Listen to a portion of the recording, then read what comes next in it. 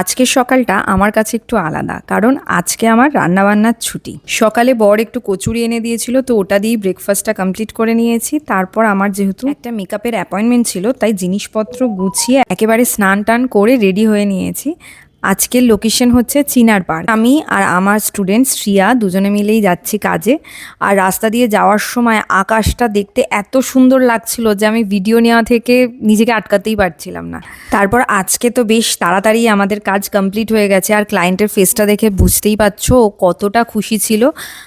তো কাজ কমপ্লিট করে আমরা বেরিয়ে পড়েছি বাড়ি যাওয়ার উদ্দেশ্যে। কেন জানি না আকাশটা দেখে মনে হচ্ছে যে পুজো এসেই গেল, সেই রকম একটা ফিল আসছে, কারণ পুজোর সময় এই রকম মেঘের ভেলা আকাশে দেখতে পাওয়া যায়। তারপর কিছুটা আস্তে আস্তে দেখছি যে মেঘ করে এসছে, আর জাস্ট হাওড়ায় ঢুকতেই শুরু হলো মুষলধারে বৃষ্টি। ব্যাস এইভাবেই আমাদের আজকের দিনটা শেষ হলো। তো আবার আসবো নতুন কোনো ভিডিও নিয়ে।